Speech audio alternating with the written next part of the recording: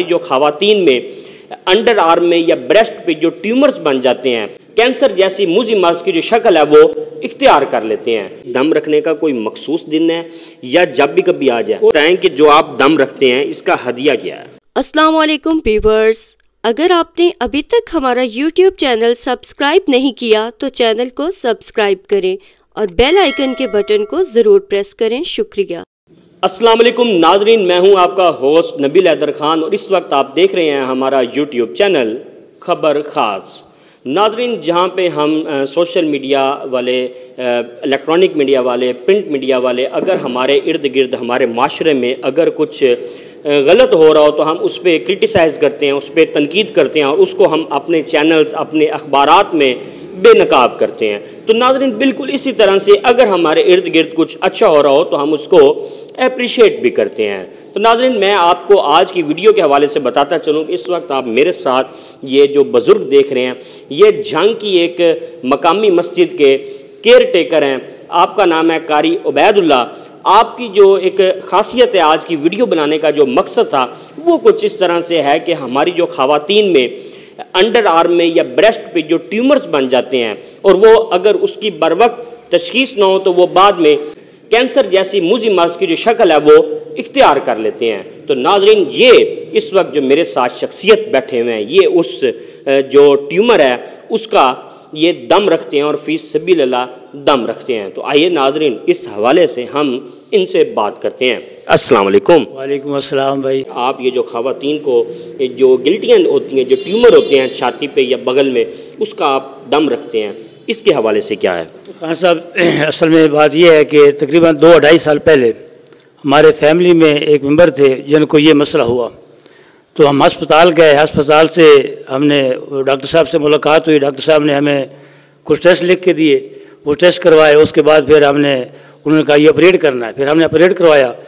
Operate کروانے کے بعد کچھ تو افاقہ ہوا، لیکن تقریباً 2 ماہ سے گزرنے کے بعد پھر وہ مسئلہ اسی طرح ہوا۔ دوبارہ پھر جب ہم گئے تو انہوں نے پھر کہا کہ اس کو پھر دوبارہ آپریٹ کرنا پڑے گا۔ میں نے کہا ٹھیک ہے، تقریباً یہ 1 سال پہلے کی بات ہے۔ تو دوبارہ پھر آپریٹ کروایا، آپریٹ کر کے گھر آ گئے۔ تو کچھ عرصے کے بعد تقریباً 2 یا 3 مہینے کے بعد پھر وہ اسی سائڈ پہ، جس سائڈ پہ 2 دفعہ آپریشن ہوا تھا، پھر اسی طرح وہ گلٹی پھر دوبارہ یعنی شروع ہو گئی اور پورے یعنی جو سینہ تھا اس کے اندر پی بھر گئی۔ تو گھر والے بھی پریشان ہوئے، ان کے ہم بھی پریشان ہوئے، بھائی یہ مسئلہ 2 دفعہ ہوا ہے، اب کیوں دوبارہ پھر ہو گیا ہے؟ تو ہمیں یہ شک ہوا کہ ایسا ہو کہ کینسر ہو جائے۔ تو پھر میں نے کہا نہیں، ہمیں جو ہے اللہ پاک نے جو ہمیں ایک تحفہ دیا ہے، جو ہمارے لیے راہ نجات بھی ہے قرآن پاک کی شکل میں، اس میں اللہ پاک نے ساری بیماریوں کی جو ہے علاج رکھا ہے۔ میں نے کہا ہم دم کرتے ہیں، اللہ پاک شفا دے گا۔ تو پھر اس یقین کے ساتھ میں نے دم شروع کیا۔ تقریباً 4 یا 5 دن ہوئے تھے، صبح بھی کرتے، شام بھی کرتے۔ تو اللہ کا کرنا یہ ہوا کہ وہ گلٹیاں جو ہے وہ بالکل ختم ہو گئی۔ آج تقریباً 1.25 سال کا عرصہ ہو گیا ہے۔ تو الحمدللہ نہ ہم نے کوئی علاج کروایا نہ کوئی دوا کیا، اور وہ دم کرنے سے ہے اللہ پاک نے اس کو شفا دے دی۔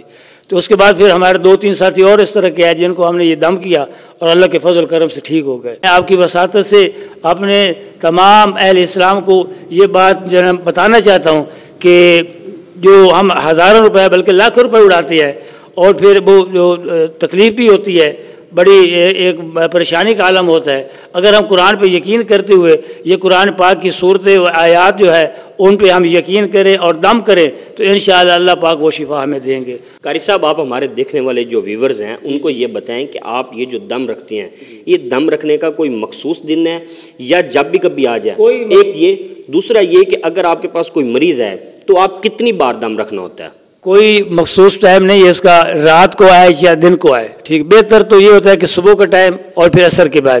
اگر اس دوران اگر کوئی نہیں آ سکتا پھر دن میں کسی وقت بھی آ سکتا ہے، اور یعنی جو لمٹ ہے وہ تقریباً 7 دن ہے۔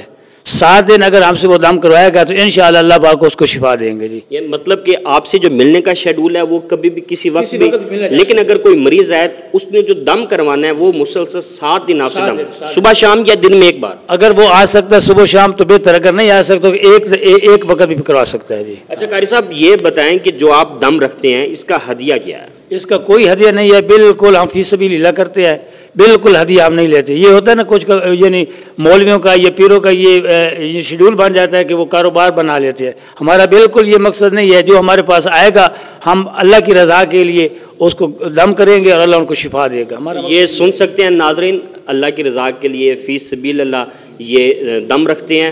اور آپ یہ دیکھ لیں کہ شاید اسی وجہ سے اللہ تعالیٰ نے ان کی زبان میں اتنی تاثیر رکھی ہے اور اتنا اللہ تعالیٰ نے ان کا جو ہے وہ کامل ان کا ہے وظیفہ کہ جس سے یہ جناب یہ دم رکھتے ہیں تو وہ شفا یاب ہو جاتے ہیں. اچھا آپ یہ بتائیں ہمارے ناظرین کو کہ ہماری کچھ ایسی بہنیں بیٹیاں جو آپ کے پاس نہیں آ سکتی، ٹھیک ہے، وہ کس طرح سے آپ سے دم رکھیں؟ اگر وہ ہمارے پاس نہیں ہے، ہمارے شہر سے اگر کوئی باہر ہے کسی اور شہر میں، اگر فرق ہو کہ وہ بیرون ملک بھی ہے تو وہ ایک طریقہ کار ہے.